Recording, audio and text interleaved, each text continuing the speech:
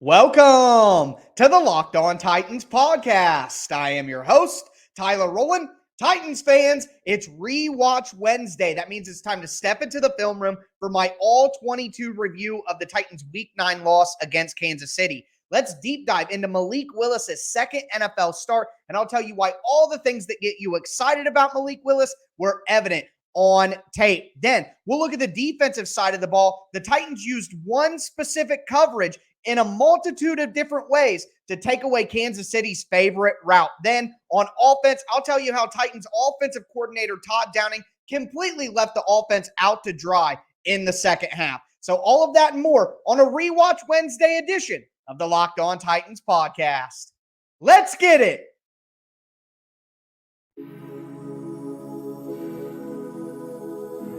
You are Locked On Titans, your daily Tennessee Titans podcast, part of the Locked On Podcast Network, your team every day.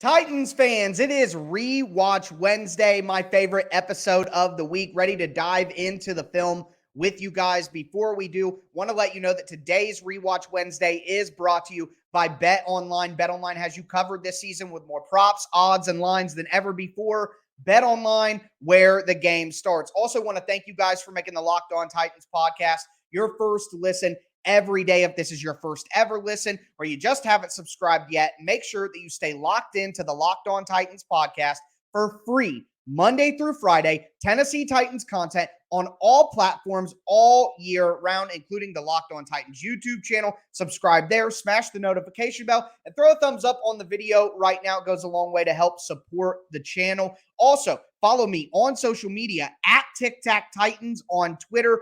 Great day for that, as my Tic Tac Tuesday film thread is available. It's going to be down in the description for you guys as well, to go through the actual film clips that I have posted on my Twitter account. Again, at Tic Tac Titans on Twitter. Check out the show Facebook page at Locked On Titans Pod. But let's talk about Malik Willis and his second NFL start. And the number one thing that stood out to me is he had much more poise in this game. You could tell that the game was definitely going a lot slower for him than it was going in Houston. Now, obviously, it's not quite where you want it to be yet.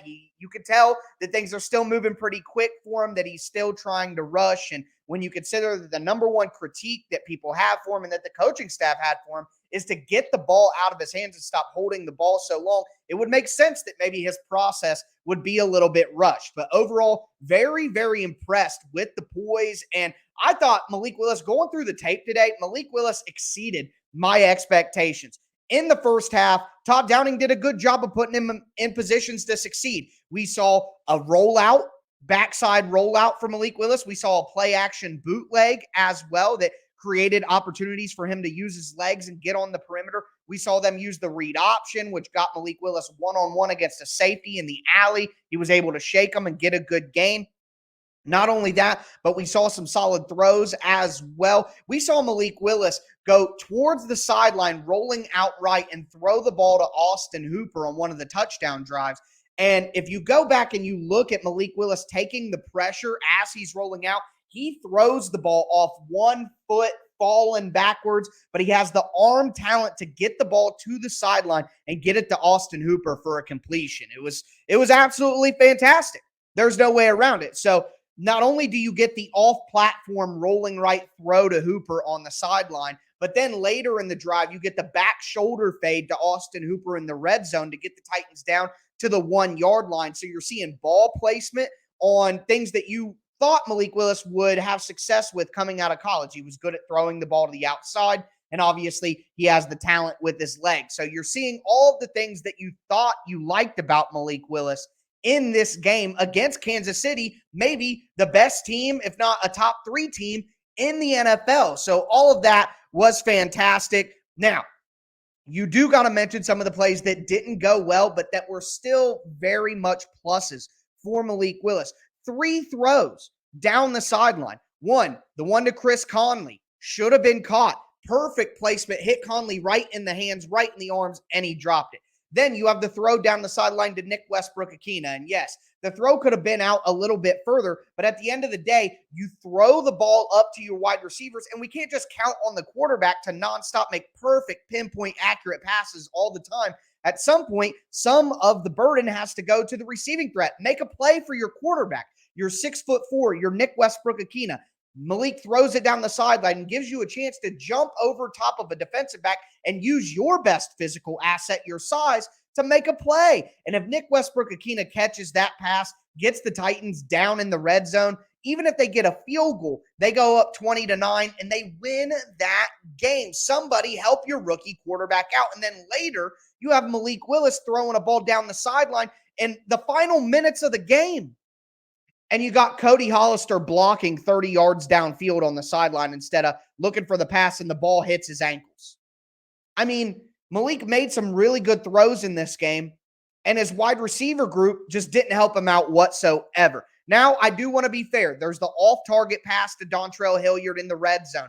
I think the ball might have been tipped, but you would like to see him get it out a little bit earlier. He was a little too early getting off of Cody Hollister on a play. Cody Hollister comes across the formation. He's in the flat. There's a defender there kind of guarding Cody Hollister, but he comes up and he goes after Malik. Malik could have just dumped it to Hollister. It would have been about a 10 to 15-yard gain. So those are the things I'm talking about, where he played with much more poise, but he's still rushing just a little bit. But those are really the only issues that I saw. We didn't have all the false starts, all the operational issues.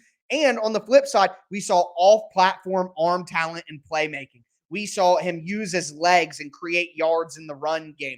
We saw the arm strength and the placement on the outside throws on the sideline. I mean, all of that is excellent stuff from Malik Willis, with real examples in the game of plays where he showcased this ability. So excellent stuff. I thought, yes, a long way to go. We all know and we all admit Malik needs a red shirt year. But the progression that I saw from game to game in the preseason, and then the progression that I saw from the Texans game to the Chiefs on the road, prime time, and maybe the toughest environment on the road in the entire NFL, I thought Malik Willis had a lot of good plays. And even though the stat line looks kind of ugly, if you go back and you go through the game and you go through the tape play by play and look at what's going on, there was absolutely nobody open. No one open on 6 plays, and I have film to prove it. I'm going to put it out later this week. 6 plays at least out of his 18 throws where no one is open with 3-man routes. But overall, again, secondary playmaking, off-platform throws, using his legs, arm strength and placement on the sideline. A lot to like from what we saw from Malik Willis. Excited to see what he can be in 2023 and even 2024. If needed. But we're going to continue today's all-22 review. We're going to go to the defensive side of the ball. The Titans used cover 1 coverages, and they did it in a variety of ways, and it was just absolutely fantastic to watch. Not only that, but some cover 4 split field zone concepts in there that I thought were excellent. And the Titans had a few wrinkles that I thought were pretty cool, and then ultimately one big fatal flaw that the Titans made on defense that ultimately got them beat in this game. So we're going to get into all of that. Before we do, want to let you know that today's episode is sponsored by Simply Safe. Simply Safe Home Security is fantastic. I am a Simply Safe customer. I have 2 outdoor cameras. I have 2 indoor cameras. I have motion sensors in a few hallways. I have glass break sensors. I have door entry sensors. It's all manageable from a touchscreen keypad that you can keep in your house or on the Simply Safe app, which I use, and I think it's absolutely fantastic. You can arm your system, disarm your system, and within the app, you can create a ton of different preferences with the different settings that you have. So you have off, you have home, you have away. You can customize it exactly how to notify you, when to notify you, what should notify you based on what phase you are in with your security system. I mean, I can't rave about it enough. And not only do they have the fast protect technology that I've described, it also goes with 24/7 professional monitoring agents who have your back at all times and can get you a priority police response. Don't miss your chance to save big on the only security system that I recommend.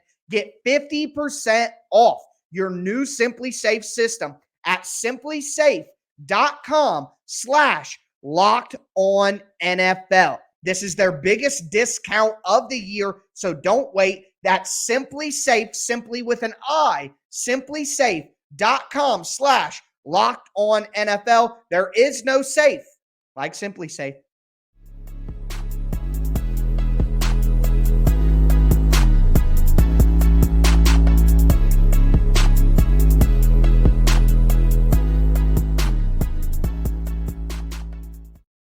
Titans fans, let's continue today's Rewatch Wednesday edition of the Locked On Titans podcast. I can already hear the YouTube comments. It's Tuesday. It's Tuesday. Just be happy you get the content early. Before we move into my defensive review, do want to remind you guys, at Tic Tac Titans on Twitter, my Tic Tac Tuesday film thread with the actual film clips going over everything that I'm describing. You can find a link to the Tic Tac Tuesday film thread down in the description. You don't have to have a Twitter. You can click on it, it'll pop up, and you can scroll through and just click play on all of the different clips that you want to watch. I think there's about 40 clips with the 150 plays that happened on Sunday Night Football. But we got to talk about the Titans' coverages they used in that game because it was amazing to watch. Before we get into it, I want to thank you guys for making the Locked On Titans podcast your first listen every day. Make sure you subscribe on whatever platform you do stream. Tomorrow will be Crossover Thursday.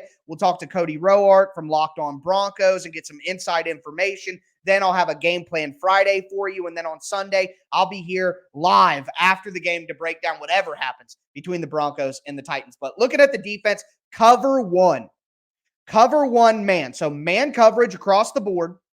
And then one defender who's over the middle of the field as a zone defender, reading the quarterback's eyes. And then you have a deep defender who's covering anything deep. That is cover one man. So think about that. The general base generic cover one man coverage will have a deep safety as the deep man, have a linebacker over the middle as the over the middle zone man.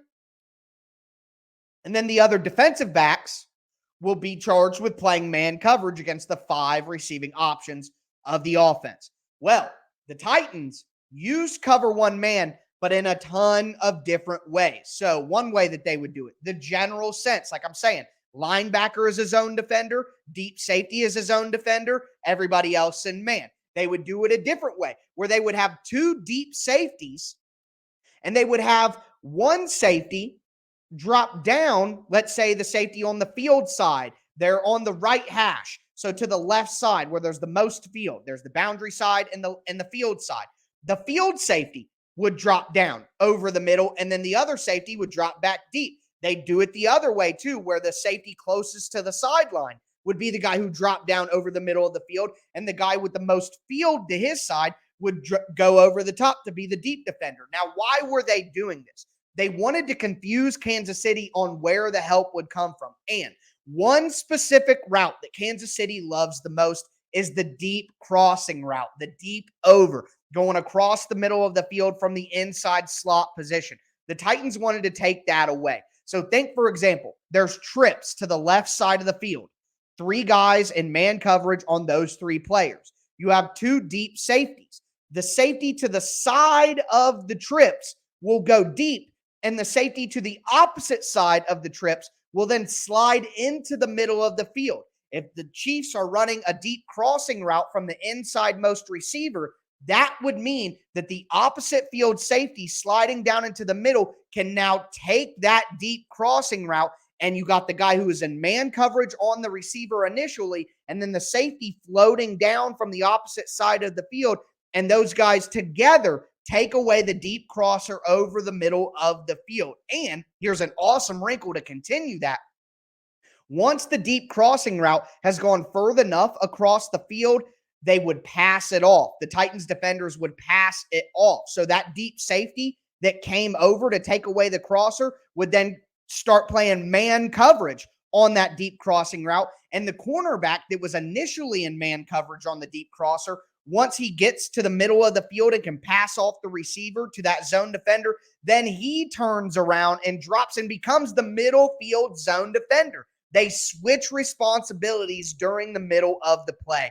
I mean, it was incredible coverage. The Titans' defensive line did not affect this game as much as it seems.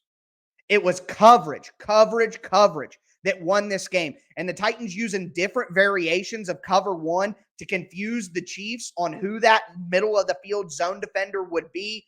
That was critical to slowing down Patrick Mahomes' progression and then ultimately creating coverage sacks. It was absolutely fantastic. Not only that, but when the Titans weren't playing cover man one, they would go with cover four. And I've talked about split field coverage throughout the year. Look at the Raiders game in week 3 for the Titans, how they tried to take away Devontae Adams and Darren Waller at the same time.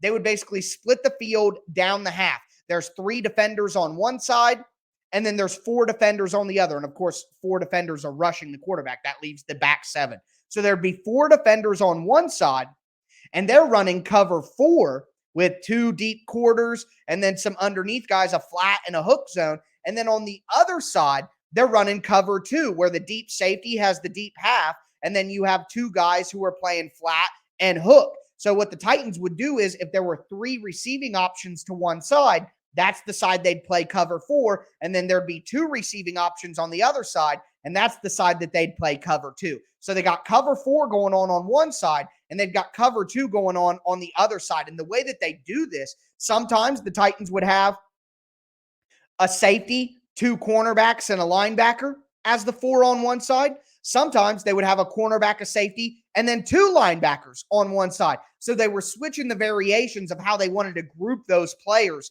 on either side of the field so they could take away what Kansas City likes to do. I mean, the coverage in this game was incredible. Again, check it out on my Twitter at TicTacTitans. The last things I wanted to say here, a nice wrinkle that the Titans were using. The Chiefs use a lot of motion. The Titans would have one guy stick with the motion man like they were in man coverage, and that was their man responsibility, but then they drop back into zone. That requires incredible communication about zone responsibilities, and it's just a nice wrinkle to confuse Patrick Mahomes a little bit. Hey, we're in man coverage. We're following that motion man directly. Oh, nope, now we're dropping into zone. So that's a nice wrinkle. And the last thing I wanted to say was Patrick Mahomes was able to run the ball for 63 yards and break the Titans back, getting out of the pocket. Rashad Weaver, he lost contain. He got too far up the field on multiple occasions. On the 17-yard run where Patrick Mahomes, or the 20-yard run where Patrick Mahomes converted 3rd and 17 on the last touchdown drive, and the touchdown run itself, the 14-yard scramble by Mahomes. Both of those plays, Rashad Weaver lost contain as the edge rusher and opened up a wide open lane for Patrick Mahomes. So there's your answer to that. You have to have rush integrity when you go against Lamar Jackson, Josh Allen, Pat Mahomes. And if you don't and you leave open rushing lanes for the quarterback, they're going to beat you with your legs. And that's exactly what happened to the Titans despite excellent coverage plans that they had in this game. You're not going to find a better freaking film breakdown on the Titans defense than that, baby. Not going to find it anywhere. Subscribe to the Locked On Titans podcast. Before we move into the offensive side of the ball, do want to let you guys know that today's episode is brought to you by Blue Nile. Whether you're looking to pop the question, have a milestone to celebrate, or you just want to let your love sparkle, Blue Nile can help you make your celebration even more memorable. They're the original online jeweler. Blue Nile offers the largest selection of independently graded diamonds and pieces priced significantly below traditional retailers. If you're like me and you don't know a dang thing about diamond shape, size, clarity, setting style, all that stuff, then Blue Nile is perfect for you. They have on-hand experts 24/7 who will walk you through every step of the process, and they're available via phone or chat. So make sure that you go to Blue Nile right now to make your moment sparkle. BlueNile.com. Use the promo code Locked On. You're going to save $50 on your purchase of $500 or more. That's BlueNile.com. Code Locked On to save $50 on your purchase of $500 or more. BlueNile.com. Promo code Locked On.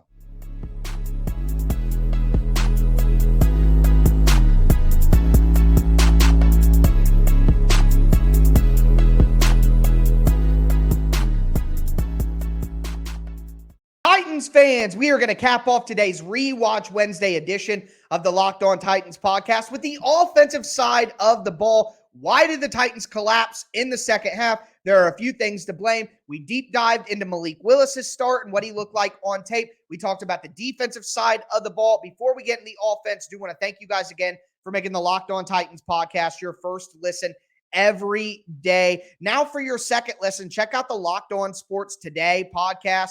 From the games that matter most to the biggest stories in sports, go beyond the scoreboard and behind the scenes with local experts and insights only Locked On can provide. Locked On Sports Today, available on this app, YouTube, or wherever you get your podcasts. On the offensive side of the ball, guys, I want to remind you, at Tic Tac Titans, look in the description, my Tic Tac Tuesday film thread, all of the film clips to go with what I'm describing so you can see all of it. You don't need Twitter. Just click on the link, scroll through, have a day. It was a great, great film thread, and I hope you guys enjoy it and pair it with today's episode. But on offense, so what really blew my mind is just the lack of creativity in the second half with Malik Willis. So it's 2nd and 8 in the second half. The Titans are in the shadow of their own goalpost. They just had a 2-yard run by Derrick Henry. It's 2nd and 8. This would be a great time to run a read option with Malik Willis. How about the Titans do a lot of wildcat with Derrick Henry? How about doing that stuff with Malik Willis? Quarterback sweep, quarterback counter, quarterback power. Heck, if you don't want to do any of that, how about a play action bootleg? How about a play action naked rollout? Any of that stuff? A little bit of jet motion with a fake jet handoff into a read option with Malik Willis and Derrick Henry? Anything like that? No. What are we going to do? We're going to do a drop back pass with Malik Willis like he's freaking Peyton Manning. Like, what are we doing here? What are we doing? Number one, you're not using Malik Willis creatively enough, and you're making him do the number one thing that he shouldn't be doing right now, just pure drop back passing. And then the second thing is, how dangerous are you being to do something like that in the shadow of your own goalpost? If you're not going to do something creative with Malik Willis to get him in a situation to succeed, then at minimum, just run the ball to Derrick Henry 3 times and then punt, because you're in the shadow of your own goalpost and don't want to make a mistake. So either way, just a terrible play call. Then in the game as well, it's 3rd and 15. The Titans are on the fringe of field goal range. They need 9 yards to get a field goal. If it's 3rd and 15 and you need 9 yards, maybe run a draw, maybe run a screen. Again, maybe utilize Malik's legs and run a read option with a trail guy in front of him as a lead blocker.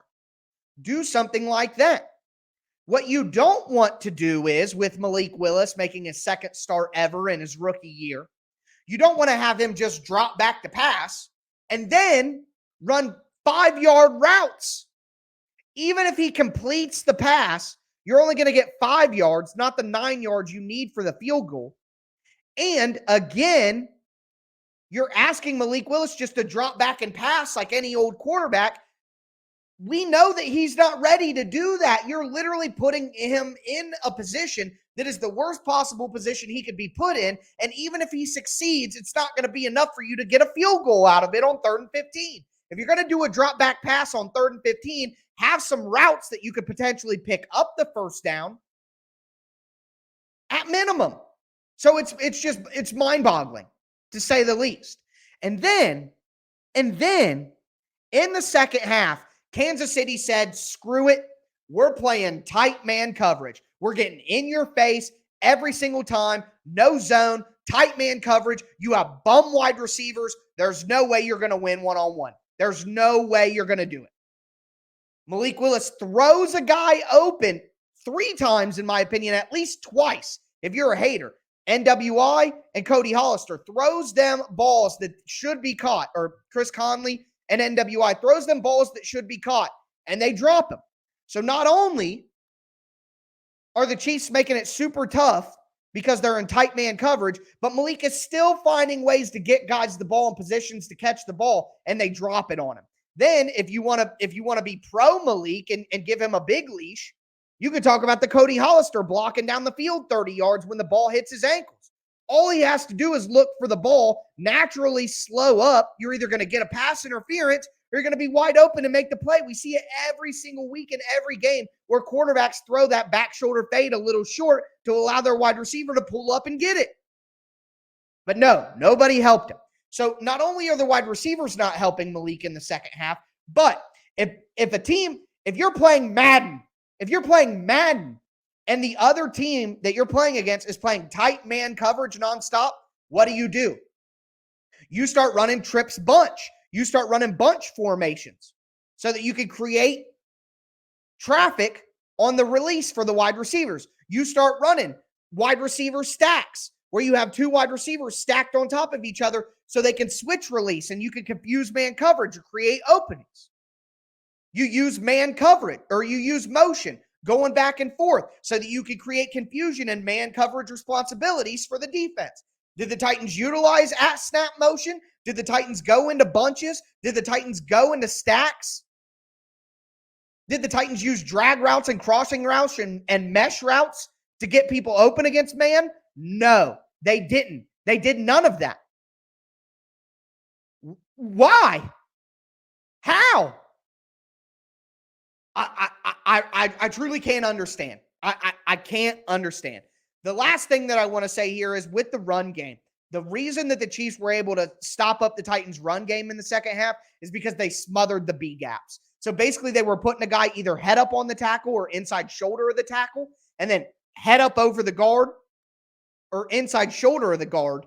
And what they were trying to do is they were trying to squeeze down. They'd have their defensive end kick in real hard on the snap because they're trying to squeeze down. What they were doing is they wanted to make the Titans' offensive tackle have to be the guy who climbs to the second level on the linebacker instead of the Titans' guards. They wanted to kind of create traffic for the guards and make the center and the guard have to play one-on-one football, and then the offensive tackle for the Titans is now responsible for climbing to the second level. Well, the Titans' offensive tackles are not as good as the Titans' interior offensive line, so it didn't work as well.